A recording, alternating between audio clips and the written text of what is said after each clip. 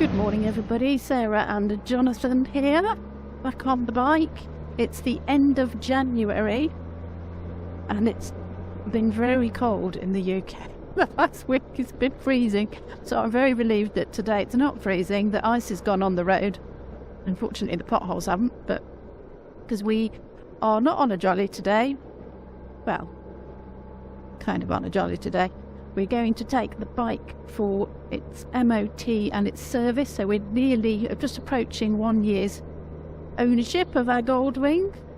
So it's time for the service and the MOT. If you're in the US and you're watching this and you don't know what an MOT is, it's annual safety certificate, if you like, for vehicles over 3 years old, just to make sure that they're safe on the road and haven't got any rusty bits or brakes are working and all that sort of thing. So we're going to do both together. So we're off to Grantham, to Virtue Honda in Grantham, to get those done today, and then we're going to pop into town while they're doing that and have a little look around town and have some lunch, and hopefully when we come back it's past everything and we can ride it home. Well, we'll have to ride it home, it's got no other way of getting home. So that's what we're doing today.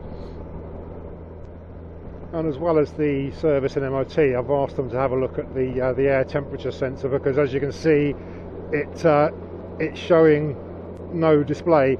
I'm wondering if, when it was taken apart for the fuel injector to be replaced, I wonder if the sensor wasn't plugged back in, or it might be something as simple as that. But anyway, I've asked them to have a look at that. That's the only known faults we've got on the bike. So hopefully we'll be picking it up later this afternoon, MOT'd and ready to go. And we're just passing through a picturesque part of Nottinghamshire on the way to the A1, which will take us down to Grantham, coming up to the village of Neasle.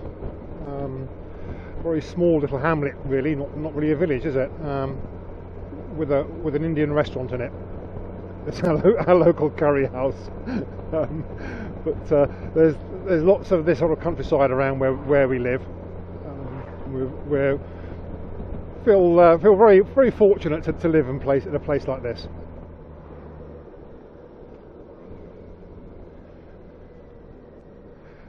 And here on the left is the curry house, which used to be a pub and now is a restaurant. So what we thought we would do in this video is have a little bit of a review of our year, our first year's Goldwing ownership, the highs and the lows. There's been both, hasn't there? But there's been both, yeah. Yeah, the highs are more high because of the lows, I guess. So we'll have a little look at what we've done on the Goldwing. We'll do a little, we'll do some statistics, how far we've been, what mileage we've had out of it, how much we've spent on it. Yeah, how much we've spent, yeah. What we like about the bike, what we don't like about it. Are there any regrets? I'll tell you now, there's not. Spoiler alert. Yeah. So we're just coming up to Virtue Honda Grantham, and if this is your nearest garage, you'd like to know the road's open. Last twice we've been here, this has all been blocked off and you have to go a long silly way round, but look folks, it's all open and there's nobody on it. It's a nice road with no holes in it. So that's unusual, isn't it, in itself? It is, yeah. Give it a year. Yeah. And it's just ahead, I think, somewhere. I think that's where it is, just down there. Yeah. So that cuts out a little bit of faffing around, so nearly there. Like MOT here, it says. Oh. Thank you very much, we will.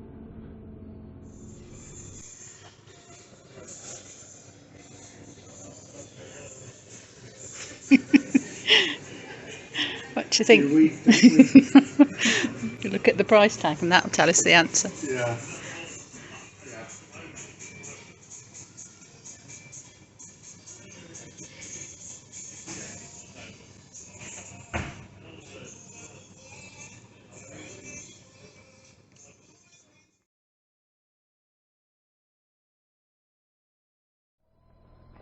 Okie dokie. We're all done. We are all done. Yay! We're all done. Bike's healthy. Good for another year. Right. Okay, let's get home. Let's get home, yeah. You on? We can't bend in these trousers. Oh, here comes the rain. Thought we were going to get away with that. Mm. Yeah, so that was good. Bike's all healthy. Really nice crew at Virtue Honda Grantham. Recommend them.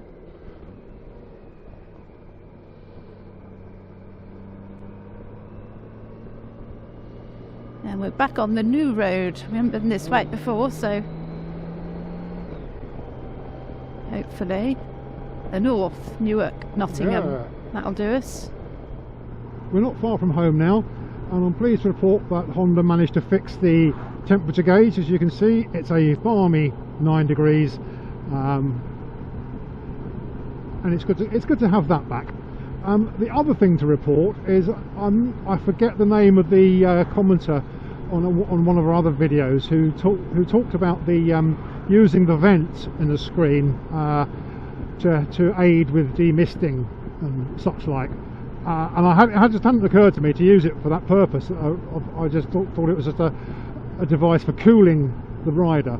But I've been getting a little bit of misting on these slower roads on the way home, and I've just been playing with the vent, and I'm surprised actually just how directional it is. And I can feel through my fingers, even through these gloves, I can feel the blast of air coming through the vent, and I'm just angle it slightly upwards, and it's hitting my visor, and it's helping enormously. So apologies for forgetting who it was who prompted me to do that and suggested I do it, but thank you very much. Advice is heeded and well taken. Thank you.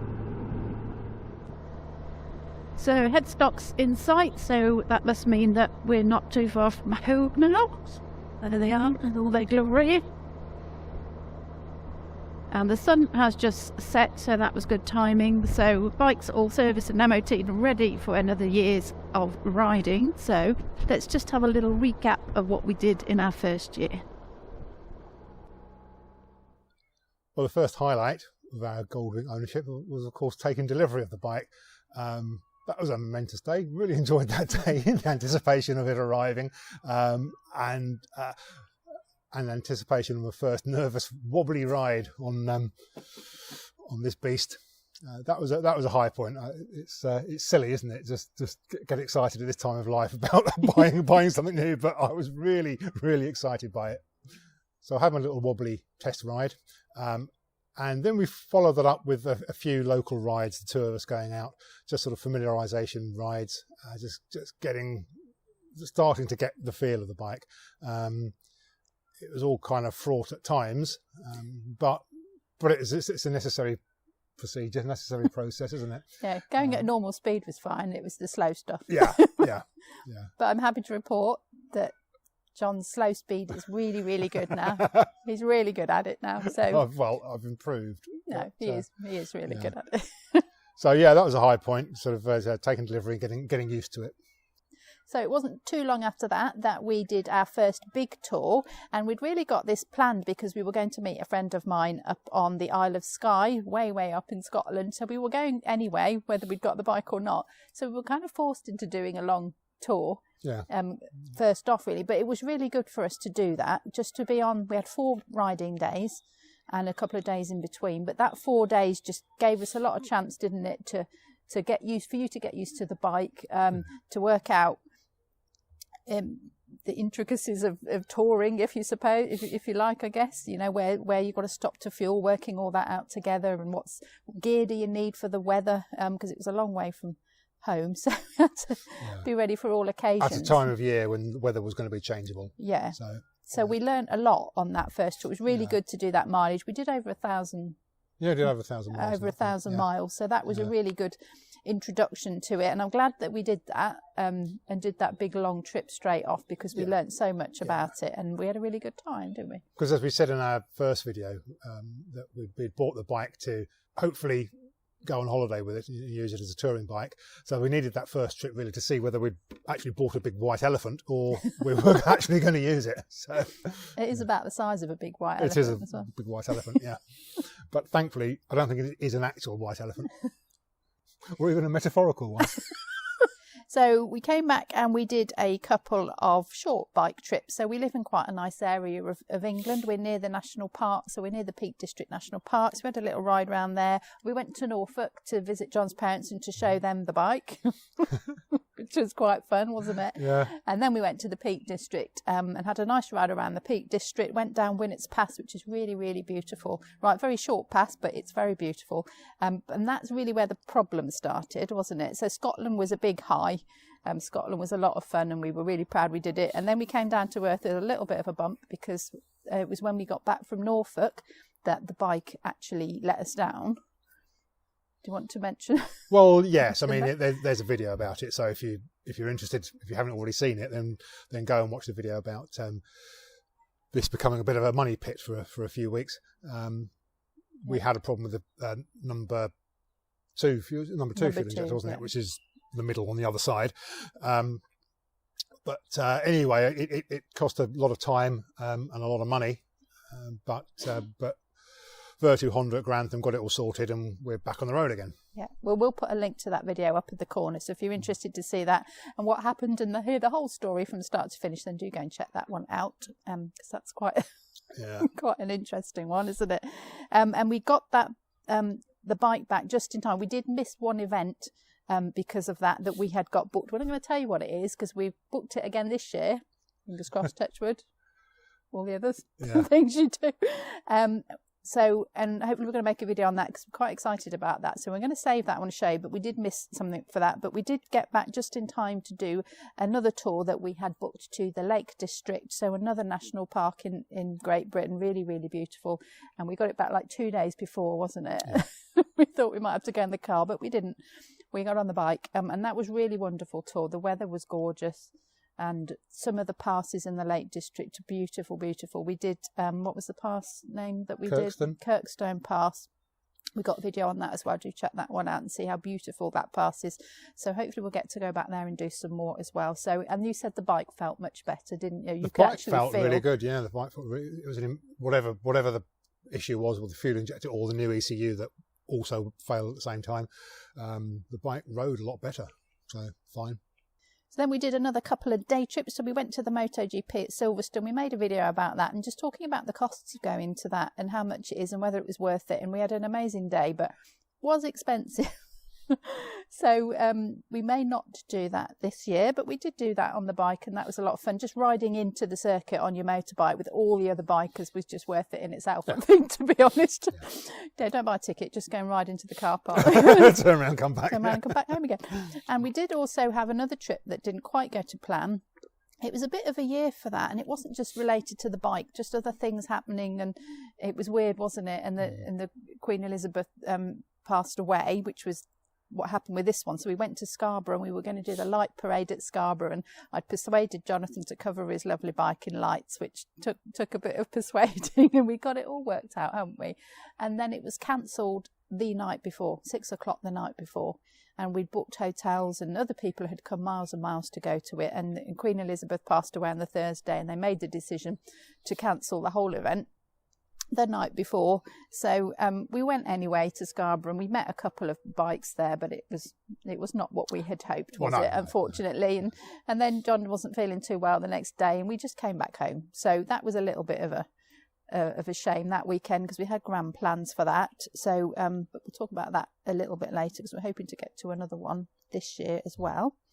And then we thought we would attempt another trip to Scotland. We really enjoyed the first trip. We thought we'll just go half the way. Skye is a long, long way up. So we thought we'll go halfway. We'd stopped in Balloch the night when we went on the first trip for the first night. And we thought, well, that's really nice. We can just go there for a long weekend. And we thought, oh, let's do that. Let's go. And we planned some other stuff to do on the way as well, hadn't we? And we'd got a places to visit and, really good tour worked out. And we got an hour up the A1 and we got a flat tyre. So we don't need to go into the details of that. There's a video on that as well. And we got the bike back home and jumped in the car and went in the car instead. So that was our second down, I would say. Yeah, that was a huge down. That was our second low, sitting on the side of the... no fault of the bike. No. It was either a tyre problem or just something in the road problem. Yeah, we just picked something up. Wasn't Honda's fault. So we got the tyre fixed, and we had a couple more days out. We were running out of nice sunny weather by this point. It was heading towards winter, but we managed a few more trips, and we did our first nighttime ride. Really wanted to try the bike at night, see what the lights are like on this. If we do a long tour, it's probably a bit inevitable that at some point we're going to need to drive in the dark, either if we get up for a ferry or if something else happens, God forbid. So it was good to try that in the dark, see what the lights are like and experience nighttime riding. So we did that for Bonfire Night. We went to the bike show at the NEC on it. That was another great one to... Yeah, good day out. We go to the bike show most years at Motorcycle Live, and this is the first time we've been on a bike. So that was a good experience. It's just a fun experience. Going again with other, being with all the other bikers, riding into the show, and parking up with a hangar full of bikes. It's just nice, isn't it? Yeah, and you can park your bike right in the venue as well, and it's got people watching it all day long, and it's nice and dry, so that's brilliant. Really well organised. It was. It makes for a better day going by bike than going by car. Yeah. We usually go by car. We've always only ever been by car, and it's nice enough, but going on the bike just gives an extra little sheen to the day. So we also met up with some other bikers as well. So we met Colin and Karen. Hi, Colin and Karen. Hello. What's Colin doing next? Do you know what's going on, Colin? You'll have to watch his channel to find out what Colin is doing next, because we don't know. And we've been in touch with a few other people as well from the comments on the YouTube channel. So hi to you as well. Really looking forward to meeting you and going for a ride out with you two. That's especially something I'm interested in. I think now is now we've got the hang of it and we know what we're doing a little bit better now, don't we? To meet up with some other riders is going to be really good fun. If you do meet up with us, wear your ear defenders, because Sarah likes to talk. You're not putting that in, are you? So that's a little recap of what we did on the bike last year. So Jonathan thought he would talk about some figures, some costs. Yeah, I got some figures. Do you want to go through those? Yeah, I'll go through those. What have I written down? Let's see. Right, just for interest's sake, we have, since we took delivery of the bike, we have ridden 3,287 miles. We have used 333 litres of fuel, which has cost us £570. It works out at approximately 17 pence per mile. We have the miles per gallon we've had returned. Now these are imperial gallons for American viewers.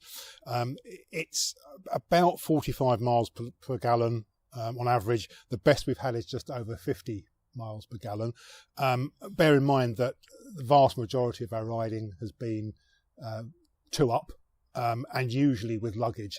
So 50 miles per gallon, which is for our American friends about 42 US miles to the gallon, which kind of surprises me because I was expecting maybe a little bit more. But it'd be interesting to hear what other riders are getting. But we're kind of happy with 50 miles per gallon from it.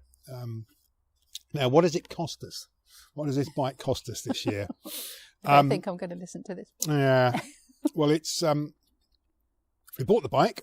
We had to pay, obviously, buy a year's road fund licence, road tax for £96, which has gone up to £110 this year. So £96 for tax, £151 for fully comprehensive insurance, which, funny enough, this year has gone down £30. I think that's the first time in my life I've had a renewal letter from a insurance company that's asking for less money than I paid the previous year. So £151 we paid last year. The tyre cost us £285 supplied and fitted. And then we had the issue with the fuel injector and ECU failing. The total cost of that, including the transport from here down to Honda, the total cost of that was £2,070.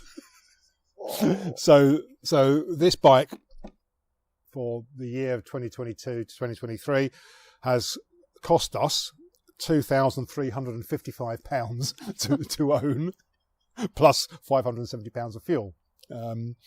Hopefully that's a one-off though. There's also £239 of servicing and MOT that we've just paid for it as well. I've been keeping a track of the miles we do and the cost we do on an app called Fuelio. I know there are a number of fuel tracking apps available. The one I've chosen to use, I can't compare it to others. I don't know how good or bad it is compared to them, but Fuelio is the app I use on the mobile. It works really well. But some of the figures that we've recorded may be slightly inaccurate because the way the app works is that it starts recording. Well, you can set it recording manually, or you can have it record when it Bluetooth to your communicator. So when you turn the communicator on, it turns on the Fuelio app, and it will start recording the trip. A couple of times it has cut out from it's dropped the Bluetooth or whatever. So the figures that I've got for the mileages may not be totally accurate, but I think they're in the region of being accurate. I mean, it says here that we spent 3 days, 4 hours, 8 minutes and 22 seconds riding this bike. I think you can actually add another half a dozen hours onto that. So it's probably 3 days, 10 hours, 8 minutes and 22 seconds on the bike. Doesn't sound very much when you put it like that. Well, 3 days. I mean, yeah. Yeah, I know. Yeah, you know. But no, it's not. 3,200 miles. That's 1,000 miles a day. Yes, so, that's true. But yeah, so that's the app I use. If you use an alternative on a better one, let us know. Let us know if there are better fuel recording tracking apps that you use. Right, so what do we think of the bike after a year's ownership? I said a few minutes ago there are no regrets, and I think that's true for both of us. But what do I like about it? Well, specifically, and this is a broad brush like and dislike. We're kind of planning another video being more honing down on the specifics maybe and the sort of details of likes and dislikes. But the broad brush experience is this: that my positive is that I've enjoyed the experience of riding a completely different machine to the bikes I'm used to. It was a devil of a job adapting to it, but I've really enjoyed it. I've enjoyed having a new learning curve, and it's a steep learning curve, which makes it enjoyable, isn't it? So I've really enjoyed struggling with this bike, quite honest, because every struggle I've improved, has improved my riding, and I've loved that experience. It's a different kind of riding style as well. We go out the two of us pretty much all the time, and it's we want a leisurely kind of a trip out on it all the time, and this promotes and encourages a leisurely riding style. And I know you can throw them around, you can get them over, you can scrape the pegs, and you can do all sorts of things, and maybe even get your knee down, but really it encourages a more sedate, relaxed, comfortable riding style, and it's fun learning that as well. And I think getting back to the miles per gallon, I think the more I ride it, the better the mileage is going to be. I'm learning how to ride this bike to the best of its abilities. So, for instance, I'm keeping off the front brake now and using a lot of back brake. I'm using the mass of the bike to slow down better and this sort of thing. And so I think I'm riding it better now. I'm learning its idiosyncrasies and its riding styles. So I enjoy the different riding style. I'm surprised that I enjoy that riding style, but I do. I really do enjoy it. Maybe it's just a sign of middle age, but hey, it's fun. And what I do like about it, as I sort of alluded to a moment ago, is that it is very much a motorbike. Well, not everybody, but so many people say, oh, it's a car on two wheels. It isn't. It absolutely isn't. It's still a motorbike. And I was surprised by that. And I love it. I love that it is still a motorbike. You can, you can hustle it through bends and twists if you really want to. It rides remarkably well as a motorbike. So if you're watching this and you're wondering, or you've thought about Goldwings as being just sofas on wheels. They're absolutely not. I mean, it is still absolutely 100% a motorbike. Another thing I really appreciate about this bike is that it has enabled Sarah and I to spend time together on the bike doing the things we wanted to do. We've spoken for so long about wanting to go away on bikes and tour and spend time away, and it's just not been possible until we got this. So I'm really grateful to have this bike. I don't know other bikes that we could do it on, but I'm grateful for this bike for allowing us to do that. What about negatives then? I've written down here fuel range. We get about 230 miles from a full tank of fuel, the two of us with luggage. Probably could go further, probably could squeeze it up to 250 miles. And that's fine, because after 230 miles, I'm quite happy to jump off the bike and stretch my legs for 5 minutes. I've got no problem with that. But it's just that if we wanted to go further, we can't. If we want a long blast from, let's say, the length of the country, and we need to just get on the bike and ride, we can't. So the fuel range is a little disappointing on the bike. I knew that before we bought it, but it's still something that it would be nice to be able to just ride and not worry about filling up. Another negative, I think, is the complexity of the bike, as we found out with the fuel injector. It's not easy to maintain parts of this bike at home.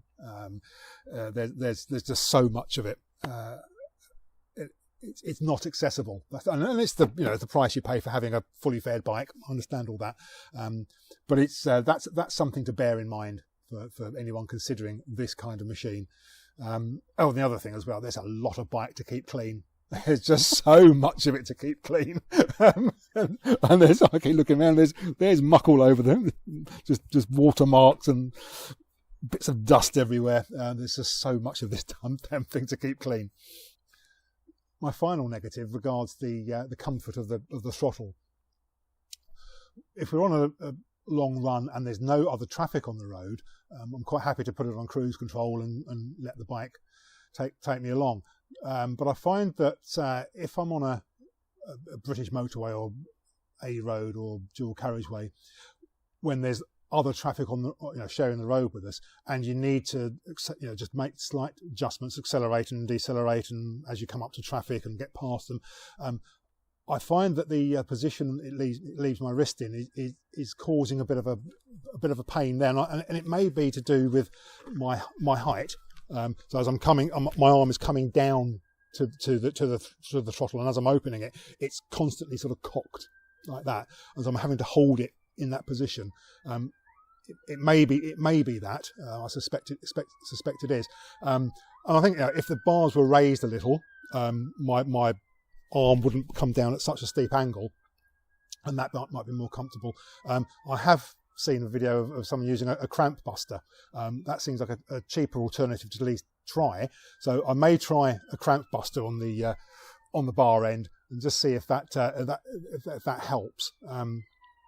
But it has caused a little bit of discomfort from time to time.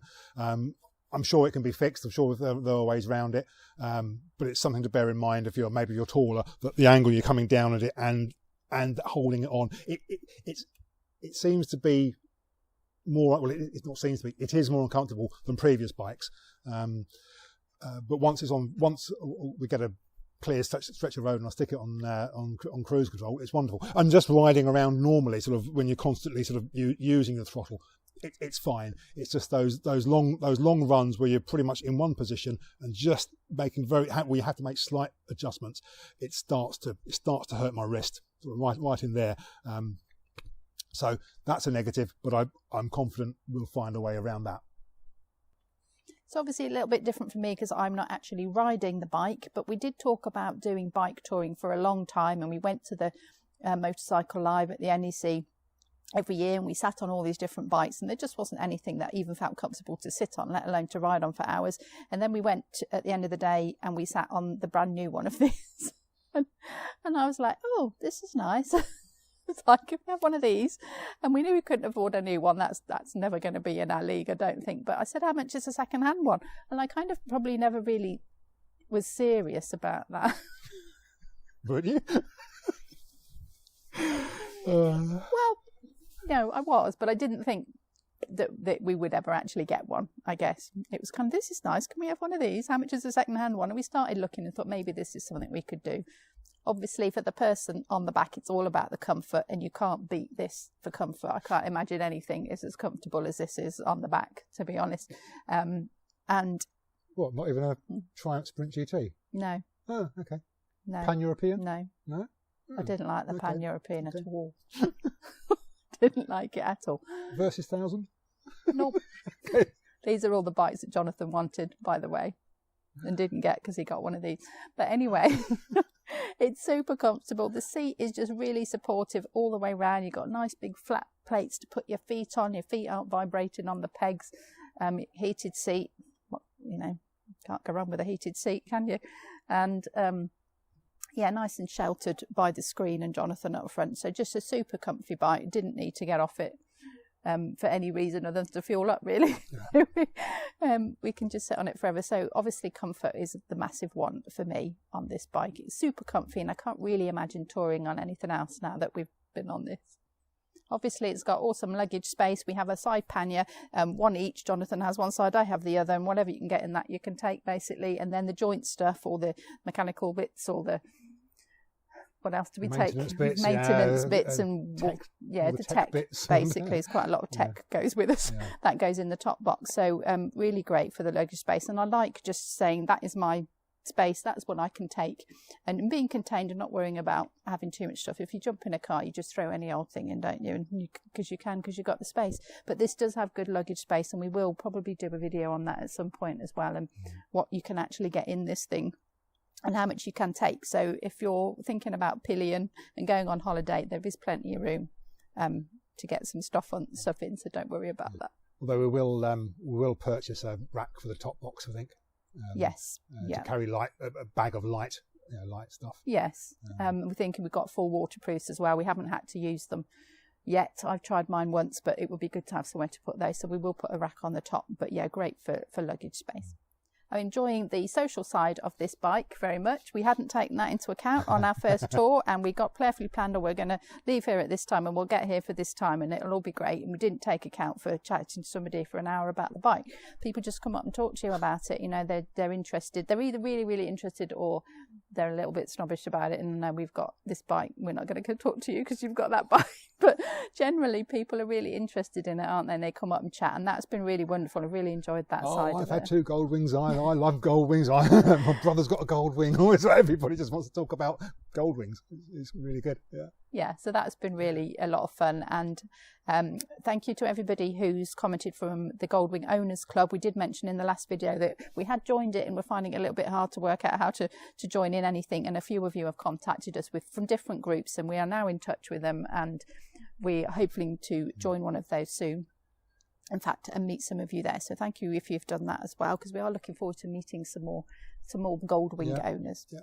So not really much on the negative side from a pillion point of view, other than one small thing is sometimes on the back at a certain speed, so the top end of the speed range that you're legally allowed to do in this country, it does get a little bit buffety on the back. I don't know if it's the airflow around the bike, and I'm just getting it on the back. Jonathan's nice and calm and out the wind, and I just feel it a little bit. So at certain speeds, and I might just say, well, either speed up a bit or slow down a bit. So I don't know if anyone else has experienced that, and we'll be interested to know if you had and what you can do about it. I know you can stick wings on it and all sorts of stuff to deflect the air, but I'm not sure I'm ready to go down that route. But just something that I have noticed, and obviously because we've had a few lows this year with the tyre going flat, it's become apparent that you need some good backup if anything should happen. You can't get tyres for this bike because it's an unusual bike. Not many people had them. It wouldn't have mattered what recovery we had that day. Nobody had a tyre. Nobody. We tried Goldwing dealers and everybody, and everyone could get it in for the next day, but obviously we couldn't have continued that day. So that is something to think about, really, if you're going to get one of these, that the spare parts are not on the shelf. They don't keep these things on the shelf, tyres or other bits or anything like that. So not even Goldwing specialists, not in the Goldwing centres, carry everything, obviously. So it's it something could be a problem. Yeah, so something to think about, and get yourself good breakdown recovery. I am going to change ours. Yeah. And make sure we've got the best we can get. But even they wouldn't have been able to sort us out with a tyre. So, but it's just something to think about. If you get an unusual, unique bike, that is something that isn't so great about them. So it's just coming to the end of winter now. This is the first sort of day that's been nice enough to sit outside, actually. So we're looking forward to getting back out on this now that the spring is on its way. And we've got some things planned this year. Touch wood, they don't get cancelled like last year. So the first things we want to do is do the things that we didn't get to do last year. So we are going to do this little day trip out that we are not going to tell you about just yet. But we're going to film it. We're going to film it. We've rebooked it for this year and we're going to film it. So excited to show that one. So hopefully that's all going to go to plan. We would like to do our Scotland trip again. When we had the flat tyre, we were an hour up the road, weren't we? On our way to Scotland, and we had to come back and throw everything in the car and go and do the trip in the car. And we did everything we'd planned, but in the car. So we had a really good time, but we did plan it for the bike. Yeah.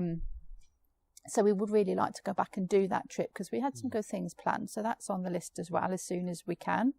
And then the other thing is the light parade that I've already mentioned that got cancelled. We would like to do a light parade. We bought all the silly stuff for it. It's for a good cause. It raises lots of money and you get to meet lots of other people as well. So we're going to try and squeeze in a light parade. Not sure which one, thinking in London, no.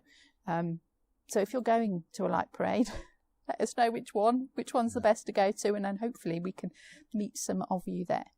We're also planning some longer trips out, holidays again. So we'd like to go back to the Lake District.